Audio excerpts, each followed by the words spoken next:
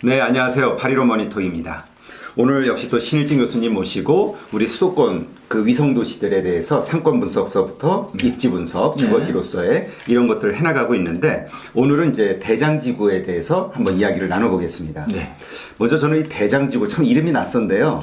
이게 보니까 판교하고 이어지는 라인이더라고요. 맞습니다. 성남 예. 쪽에. 네. 이 대장지구가 어떤 곳인지 좀 설명을 우선 좀 해주시죠. 일단 전체적으로 그 배후지에 이제 산을 가지고 있고요. 네. 그리고 이제 그 공간이 이제 예전에 뭐 논밭이라든가 이렇게 평지예요. 네. 그래서 아주 위치도 좋고요. 지하철역에서도 가깝고 여기 서현역이라든가 정제역하고 가까워가지고요.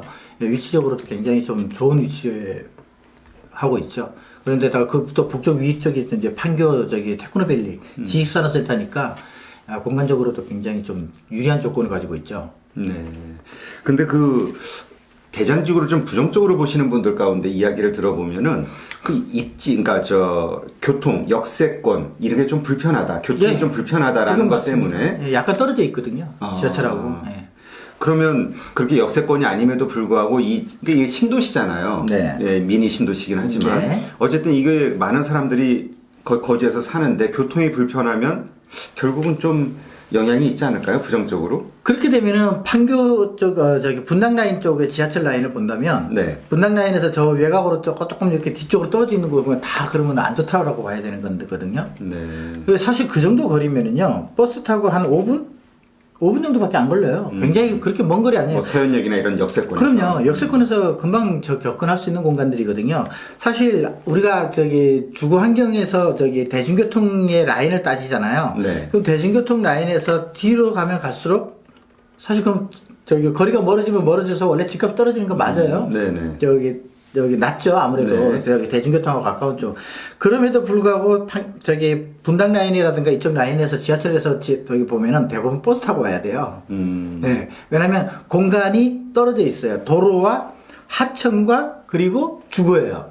그럼 뭐 차선이 6차선, 뭐 8차선, 하천, 6차선 도로 이렇게 돼 있거든요. 그래서 결국은 그쪽 사람들도 대부분 버스 타고 오거든요. 그러니까 그런 면에서 본다 그러면은 그 대장지구 같은 경우도 대부분 버스 타고 들어오는 겁니다. 네. 그런 공간, 그 정도 공간이면은 역세권에서 그렇게 벗어났다고 생각할 수가 없어요. 그렇군요. 자, 그러면 아까도 잠깐 언급하셨지만 대장주구의 장점으로는 자연환경 그거 하나만 놓고 봐야 되나요? 아니죠.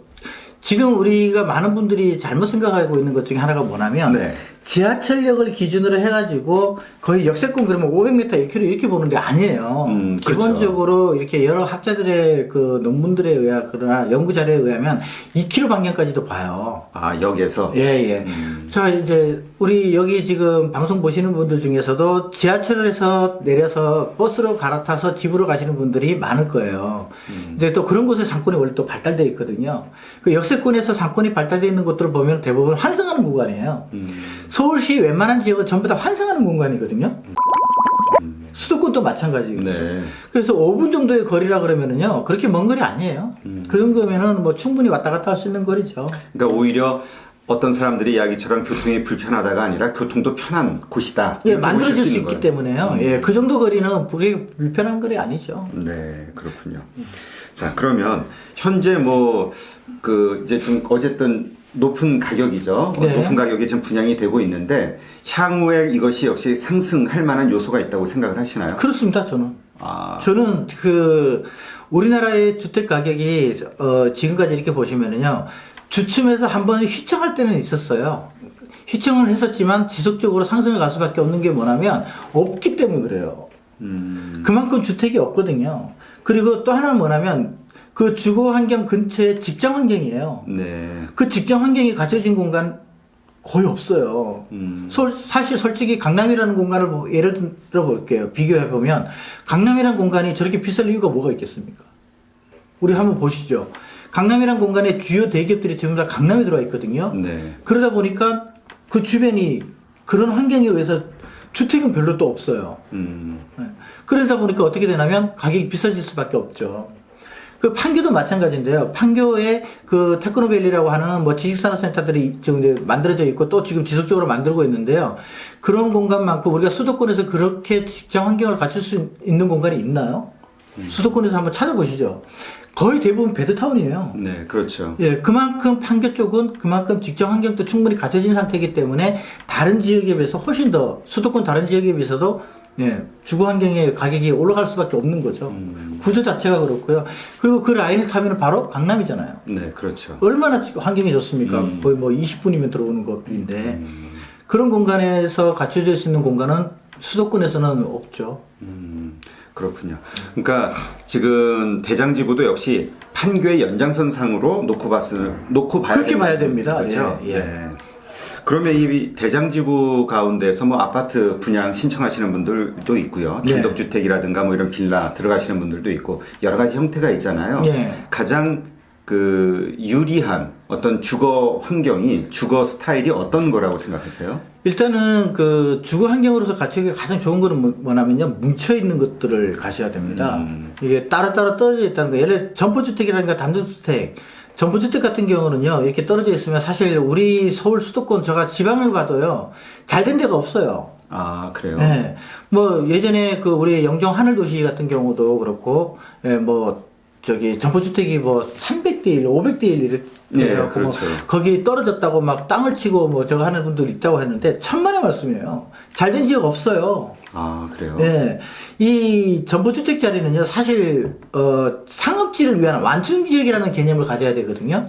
상업지역의 공간이 부족했을 때, 거기에 따라서 완충지역이 그 점포주택이에요. 근데 이미 상업지역에 뭐 상가들을 너무 많이 지었는데, 엄청나니까. 예. 근데 그게 잘 될 리가 없잖아요. 완충지역이라는 개념이 뭐냐면 부족했을 때 공급이거든요. 점포 공급이거든요. 네. 근데 그게 지금 뭐 원체 상업지역 자체가 원체 많으니까 그 저기 뭐 점포주택 같은 경우 사실 어려워요. 네. 지금 현재 뭐 많은 지역 뭐 청라도 그렇고 뭐 삼성지구도 그렇고 뭐 영종도부터 시작 뭐 하여튼 그 지역들 다 가보시면은 점포주택 잘 되는 지역이 없어요. 거의 유령처럼 뭐 아주 뭐 사람도 다니지도 않고. 네. 아. 그런 지역밖에 지금 다 그렇게 바뀌어 있거든요. 지금 저 위례신도시의 점포주택 보세요. 사람 없어요. 예, 그런 공간이라고 생각을 하시고 주거 환경으로서는 우리나라는 어쩔 수 없습니다. 땅덩어리가 좁거든요. 그리고 주거 환경으로서 살 수 있는 땅은 10%도 안 돼요. 그러다 보니까 전부 다 고층화되는 거죠. 네. 아파트 단지 위주로 이렇게 가게 되는 게 우리나라 땅 조건이 그래요.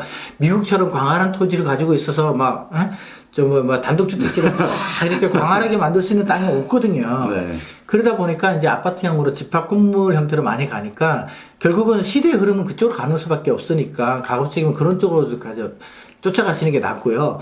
그 외에 이제 상업지적인 비율을 본다 그러면 아직 제가 지금 이제 그 대장지구에 대한 공간의 상업지에 대한 적정성에 대한 건 아직 제가 조금 다 체크를 못 해봤어요. 네. 앞으로 이제 다음에 또 기회가 되면 제가 이제 그 부분에 대해서 또 한번 이게 얼마나 많다라는 것을 제가 한번 실제로 이렇게 보여드릴 수도 있는데 그 상업지에 대한 면적을 너무 거기만 생각하지 마세요.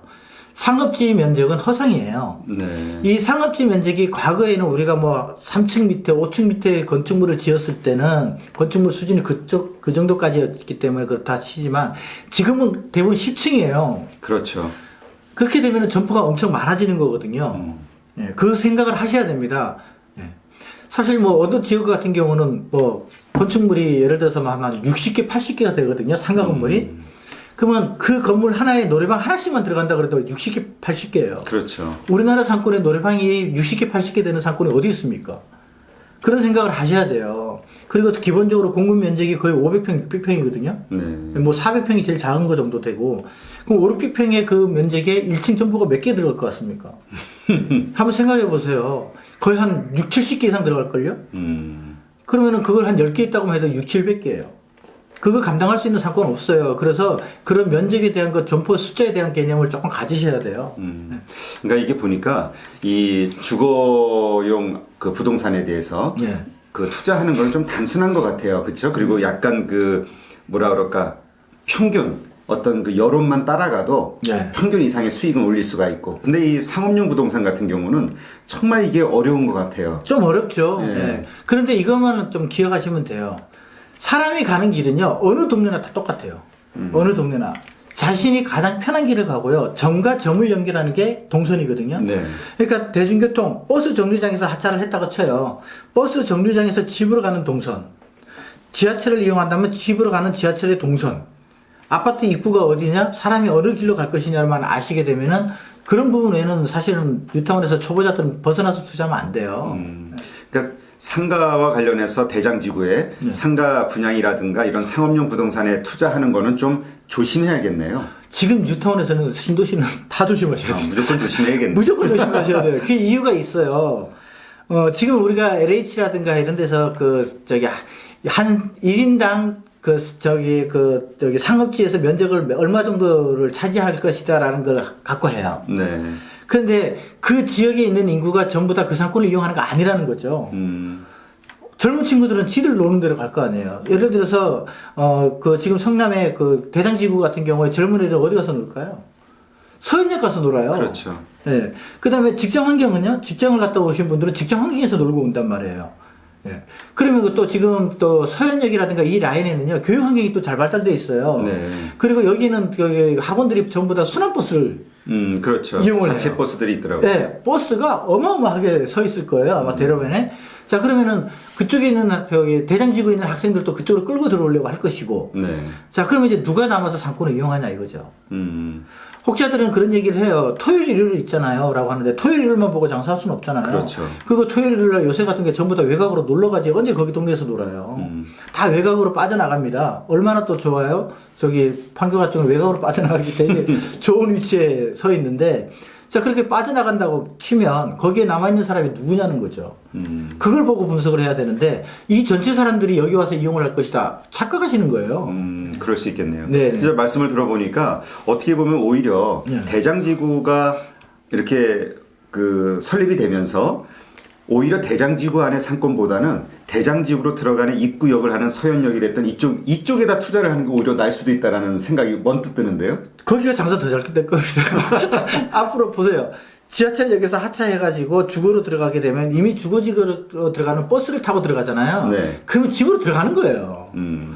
네. 자, 버스에 당신 언제 와 했어요. 나 지금 이제 예를 들어서 서현역에서 내려. 그럼 버스 타고 오면 5분이면 들어오겠네 이럴 건데 거기 어딜 들렸다가 올 겁니까? 집을 바로 가야지 큰일 날라고. 그러면은 그 공간에서 놀 사람들이 정해져 있죠. 네. 네. 따라서 대장지구 같은 경우는 분석하는 방법은요, 주거지역에서 나오는 방향으로 분석을 해야 되는 거죠. 집에 들어갔다가 나오는 방향. 네, 이렇게 해서 분석하는 거고요. 그러면 이제 서현역 같은 경우는 지금 금방 우리 말씀하셨다시피 오히려 서현역이 젊은이들이 더 모일 수 있는 조건이 돼버리는 거죠. 네, 왜냐하면 거기는 젊은이들이 놀 수 있는 게 다시 있으니까. 그렇죠. 네, 그래서 지금 말씀하신 것처럼 차라리 지금 상태에서 서현역 투자하시는 게 더 낫겠다라고 하시지만 서현역 지금 되게 비싸요.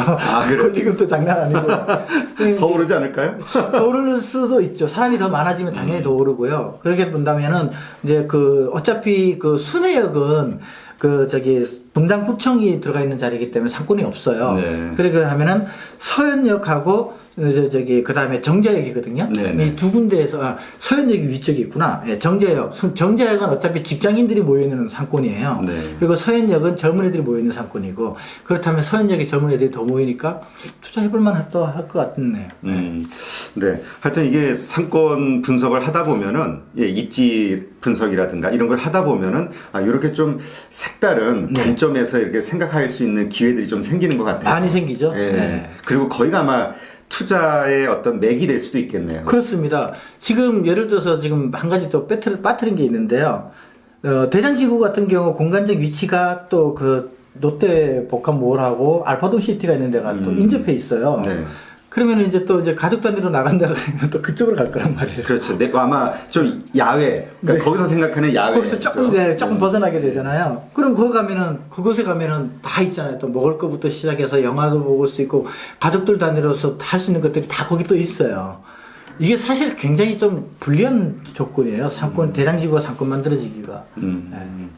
좀 이렇게 막연하게 그냥 신도시니까 그 안에 새로 세워지는 어떤 상권들이 아마 괜찮을 것이다라고 생각을 했는데 이렇게 하나하나 따져보니까 불리한 면도 있네요. 이게 상권은요, 내가 들어가 있는 그 공간만 보는 게 아니라요, 주변하고 영향을 같이 보셔야 돼요.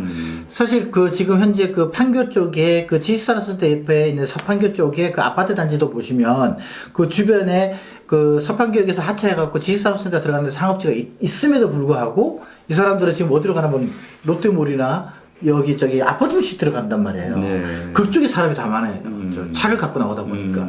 그러니까 결국은 거기가 더 번성해 버리죠. 그러다 보니까 상권이 더 안 되는 거예요. 그 이제 저기 대장지구도 아마 그런 여건을 조금 받을 것 같아요. 네. 예. 한번 우리 신 교수님하고 얘기한 대로 이 대장지구가 어떻게 향후 이렇게 발전해 나가는지, 그리고 그 과정 속에서 어떠한 결과들을 만들어 나가는지, 예. 예, 한번 지켜보면 재밌을 것 같습니다. 지켜보면 재밌을 것 같습니다. 네. 예. 그럼 대장지구에 대해서 오늘 여기까지 살펴보도록 하겠습니다. 감사합니다. 감사합니다.